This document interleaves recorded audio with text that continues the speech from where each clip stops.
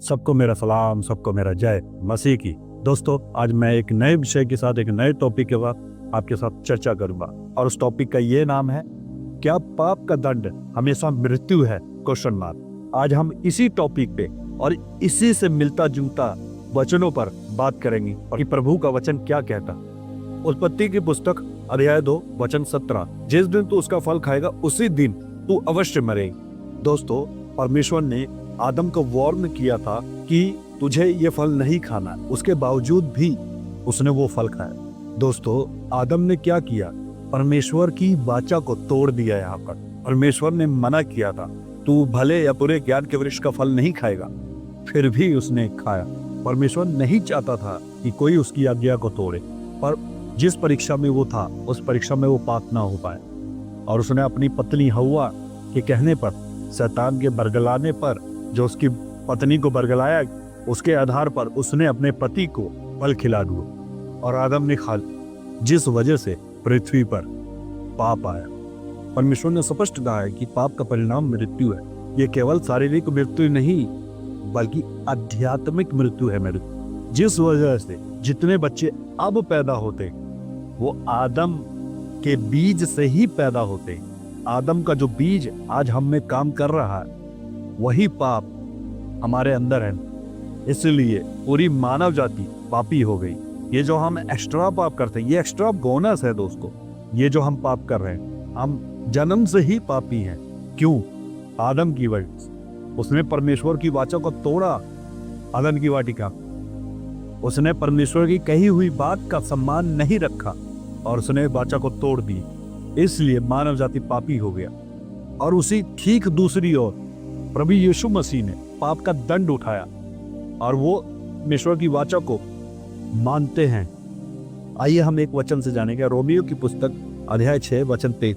पाप का वेतन मृत्यु है, परंतु परमेश्वर का उपहार अनंत जीवन है यीशु मसीह में। जी हाँ दोस्त, आप पाप करोगे तो मरोगे, क्योंकि पाप की जो मजदूरी है वो मृत्यु है। उस पाप को प्रभु यीशु मसीह ने अपने ऊपर लेकर आपको छुड़ा लिया।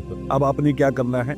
अब आपने प्रभु यीशु मसीह पर विश्वास करना है कि प्रभु यीशु मसीह ने हमारे पाप को क्रूस पे ले ली और हमारे लिए वो मरे, बलिदान हुए, ब्लड बहाए, जो पवित्र लहू था।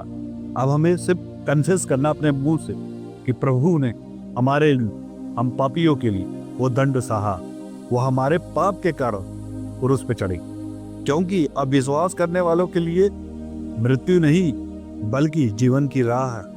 यूहन्ना की पुस्तक अध्याय 3 वचन 36 क्या कहता है? जो पुत्र पर विश्वास करता वह जीवन पाएगा, जो विश्वास नहीं करता वह पाप में रहेगा। इसका मतलब क्या? यदि आप प्रभु यीशु मसीह पर विश्वास करते हैं कि उसने हमारे पापों के लिए कुर्बानी दी, तो आप बच जाओ, नहीं तो वो पाप हमेशा सर्वदा आपके जीवन में रहेगा। जितना मर्जी अच्छे काम कर लो, वो अच्छे कामों से आपका पाप धुलने वाला नहीं है। अच्छे काम से आप प्रभु के पास नहीं जा सकते। आप प्रभु पर विश्वास करके, जो उसने हमारे अधर्मों के लिए उसने क्रूस पर जान दी, उस चीज पर विश्वास करके आप बच जाओ।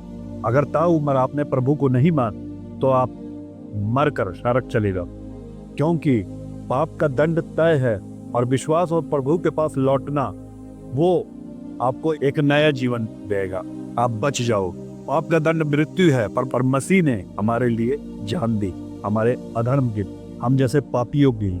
विश्वास करने वालों के लिए जीवन मुक्ति है। जो पाप में बना रहेगा वो शारीरिक तौर पर भी धरती पर मरेगा पाप में, और दूसरी मृत्यु में भी नरक में पड़ेगा सर्वदा के, अगर उसने प्रभु यीशु मसीह पर विश्वास नहीं किया तो। जी हाँ, पाप का दंड हमेशा मृत्यु रहेगा आपके ऊपर। वो क्यों रहेगा? अगर आपने प्रभु यीशु मसीह को नहीं स्वीकारा तो। अगर आपने स्वीकार लिया तो ये मृत्यु आपके लिए खत्म हो जाए और आप एक नया जीवन पाएंगे। धरती पर जब आप मर जाएंगे तो अनंत काल के लिए एक नया जीवन आपको मिलेगा प्रभु यीशु मसीह में। अगर आपने विश्वास नहीं किया तो आप हमेशा मृत्यु में चले जाएंगे। वो मृत्यु क्या है? शारीरिक तौर पर भी मरेंगे और उसके बाद नरक में सर्वदा के आग की झील में फेंक दिए गए। दोस्तों, आशा करता हूं कि आपने इस टॉपिक को समझा होगा और आपने कुछ सीखा हो। मैं फिर एक नए विषय के साथ, एक नए टॉपिक के साथ आपके सामने आऊं। तब तक ठीक है दोस्तों, उससे सबको मेरा सलाम, सबको मेरा जय मसीह की।